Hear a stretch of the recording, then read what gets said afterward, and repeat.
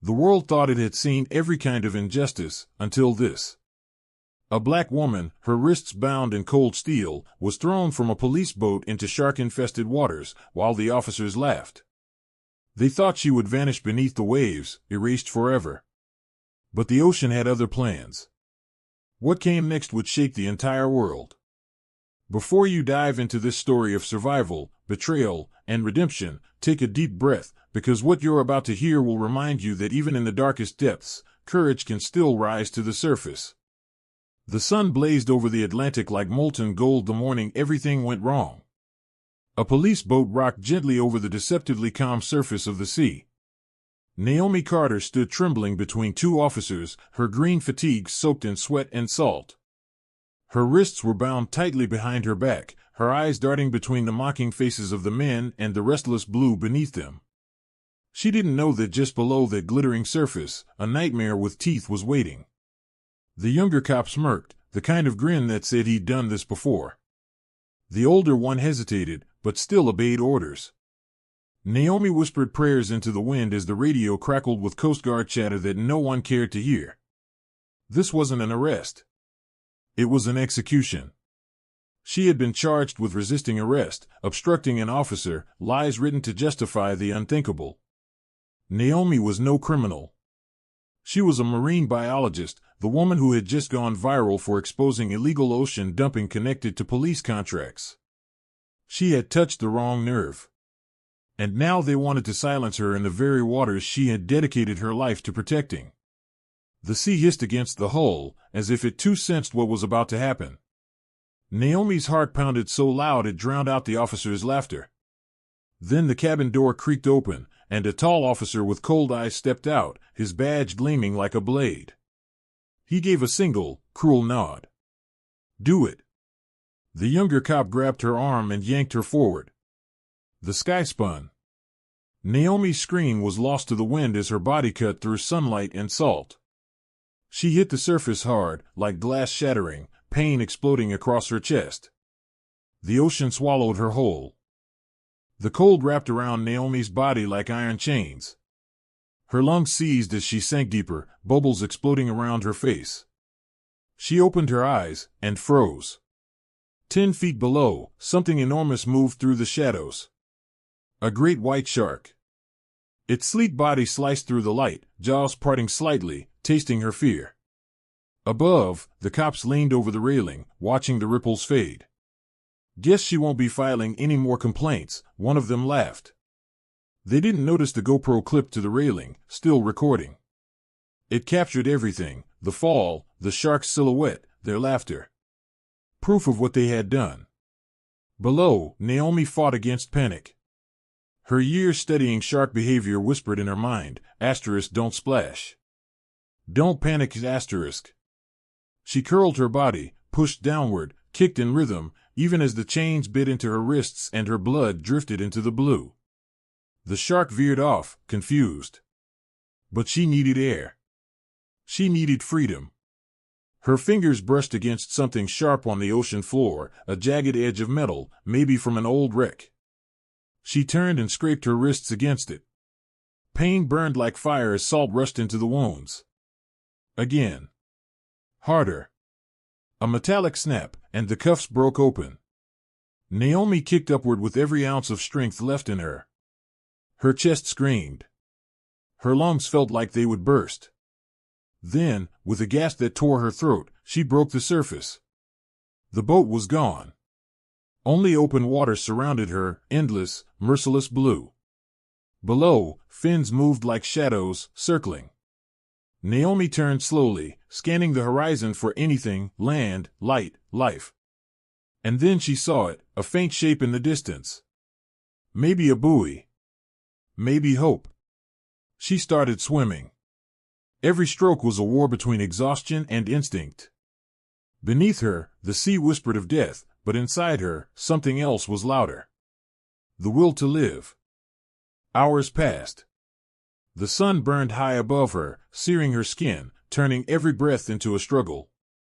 The salt carved pain into her wounds, but Naomi refused to stop. By the time the sky deepened into violet, she had lost all sense of direction. She whispered her name over and over, Naomi Carter, as if saying it could anchor her to life. Then, a flicker. Far across the water, lightning flashed, slicing through the dark clouds. In that momentary glow, Naomi saw something that froze her heart. A red flare. A ship far, maybe too far, but real. She tried to shout, but her throat was raw, her voice drowned by the crashing waves. Behind her, the water rippled again, closer this time. A dark fin sliced toward her like a blade. Naomi turned and screamed into the storm. Not like this. The ocean swallowed her cry, and then impact, a surge of water, a blur of teeth, pain, chaos. But she didn't vanish. She fought. Her legs kicked violently, she twisted, clawed, bit, pure instinct, pure survival. Somewhere deep inside the chaos, her mother's voice echoed, calm and eternal. The ocean remembers who we are. In that moment Naomi understood, she wasn't fighting the sea anymore. She was becoming part of it. Her body battered, her spirit unbroken, she moved with the waves, not against them. And the sharks slowed. Their fins traced silent circles around her, curious, no longer hunters. The night bled into dawn. Naomi floated between life and death, her breathing shallow but steady, her eyes glazed with salt. Every heartbeat was defiance. Every breath, a rebellion. She would not sink. The sun climbed again, cruel and merciless, painting the horizon with fire. Naomi's mind flickered between reason and delirium, but her body kept moving. Something primal inside her whispered, "Keep going." Hours later, she spotted something drifting amid the waves, fragments of wreckage. Broken planks, a splintered dinghy, a floating cooler. She reached for it with trembling hands, hauling herself halfway out of the water. Her chest heaved as she coughed seawater and gasped for air. Inside the cooler, melted ice packs, an empty bottle, and a waterproof phone case with a faint blinking red light. Her heart jolted. A beacon. She tore it open. The phone was dead, but the emergency beacon pulsed weakly, alive. "Come on," she whispered through cracked lips. Just one signal. Thunder rumbled somewhere beyond the horizon. The air thickened with the taste of ozone. A storm was coming, she could feel it in her bones. Naomi tore the beacon from its case and tied it to the cooler. Then she clung to it, the way a drowning world clings to hope. For a fleeting moment, she let herself imagine the impossible: rescue, justice, truth. But the sea wasn't finished with her yet. The sky darkened. Winds howled. Rain slashed her face like shards of glass. Waves rose like walls. The beacon slipped beneath the surface, gone. Naomi screamed, dove after it, her lungs burning, eyes stinging with salt. Her fingers brushed the flashing light just as a wave hurled her downward, crushing and cold. The world dissolved into foam and darkness. Still, she held on. When Naomi broke the surface again, the world had changed. The storm tore the sea apart, monstrous waves tossing her like a rag doll between peaks of foam and lightning. She could barely see, barely breathe, but she never let go of the beacon. Somewhere, beyond the chaos, she thought she heard an engine, a distant roar swallowed by thunder. Then silence. Hours bled into oblivion. By the time the sky softened from black to gray, she was beyond exhaustion.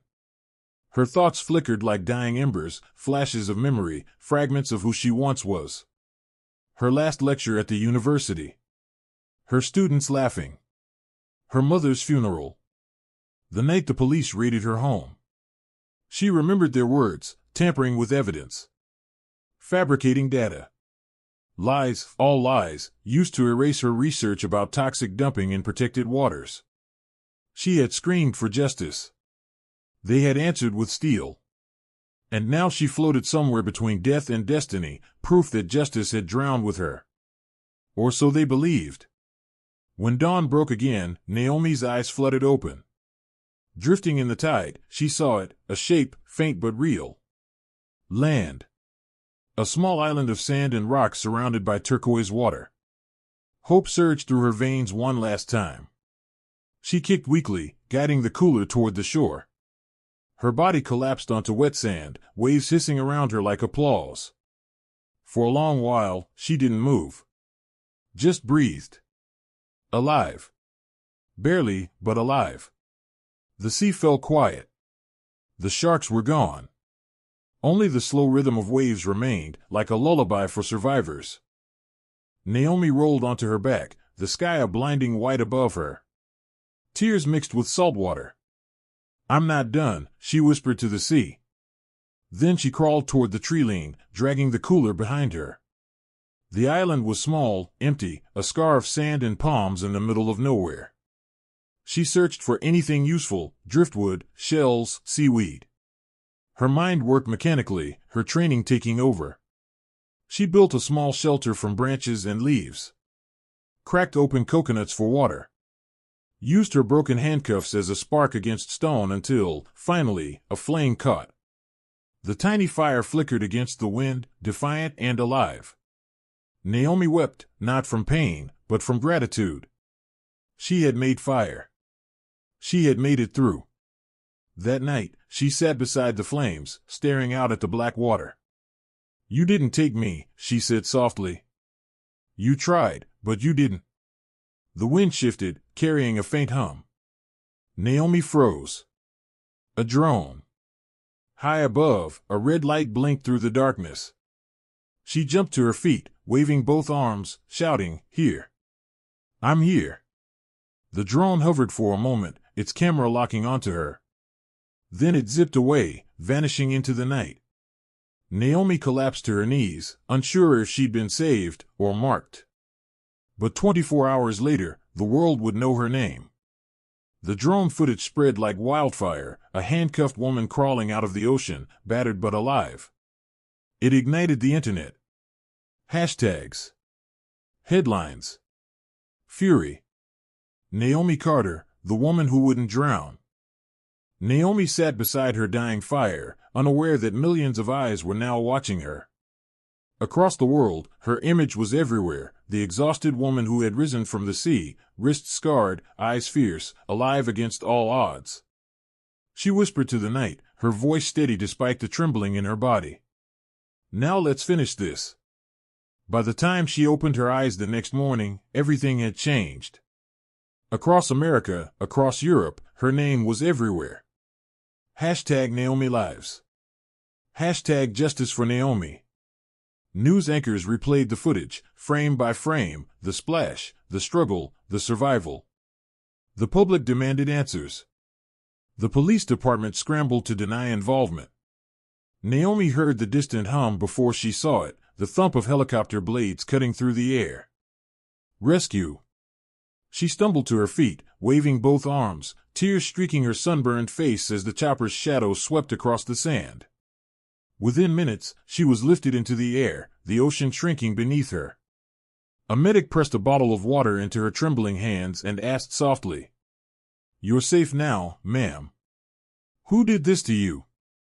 Naomi's voice cracked as she whispered, "The people meant to protect me."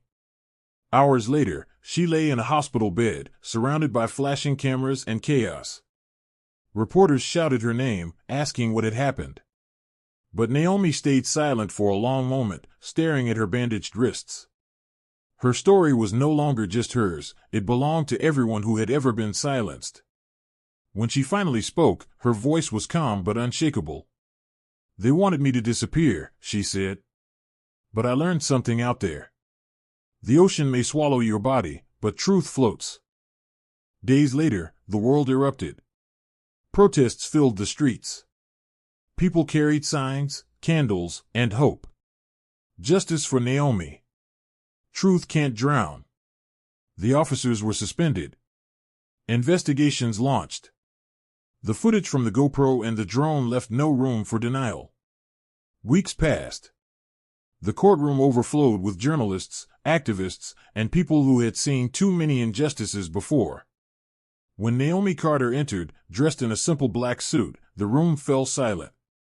Her wrists still bore faint scars, silent witnesses to what she had endured. At the defendant's table sat the men who had laughed as they threw her overboard. Now their faces were pale, their badges stripped. The same system that once protected them now judged them. The prosecutor, Dana Moore, stood tall before the jury. Her voice was steady, her eyes cold as she played the footage one final time. Gasps filled the room. Laughter on the tape. Then the splash, the sound that had almost ended a life. Naomi didn't cry. Her tears had been left behind in the ocean. When her turn came to speak, she rose slowly, facing the jury with quiet strength. "I'm not here because I was brave," she said. "I'm here because I was left to die, and somehow lived. I didn't swim to survive. I swam to be heard. And I hope that every person who has ever been silenced remembers this. They can throw you into the dark, but they can't drown the truth." A hush swept through the courtroom. Even the judge blinked back emotion. Outside, thunder rolled faintly across the city, as if the sky itself was listening. Then the jury foreman stood. The world seemed to hold its breath. "We find the defendants guilty on all counts." The room exploded, reporters shouting, people sobbing, cameras flashing. The officers slumped in their seats, faces drained of color, as the cold click of handcuffs echoed through the chamber. The same sound they had once used to chain the innocent now bound them. Naomi didn't celebrate. She closed her eyes, whispered a single word, not for herself, but for every voice that had been silenced. Justice. In the months that followed, her life transformed. Her face appeared on magazine covers, talk shows, documentaries. But she refused to be just a symbol of tragedy.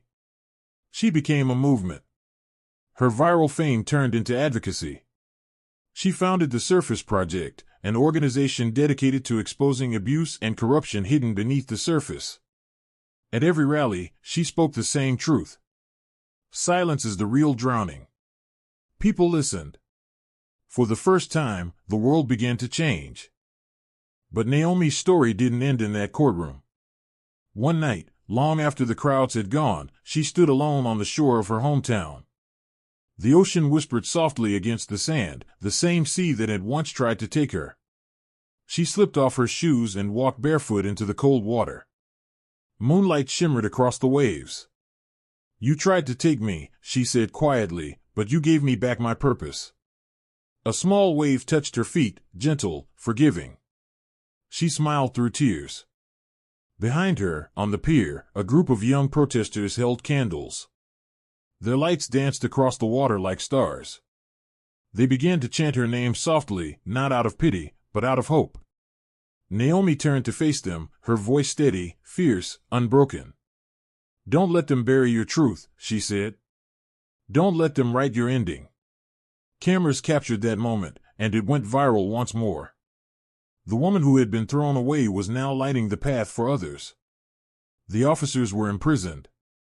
Reforms began. And the world shifted, just a little, because one woman refused to sink. As the final echoes of her story rippled across screens and hearts, one truth remained, timeless and unshakable. The ocean remembers who we are.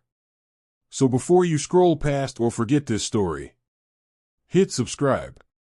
Not just to remember Naomi, but to remember what courage looks like when the world tries to drown it.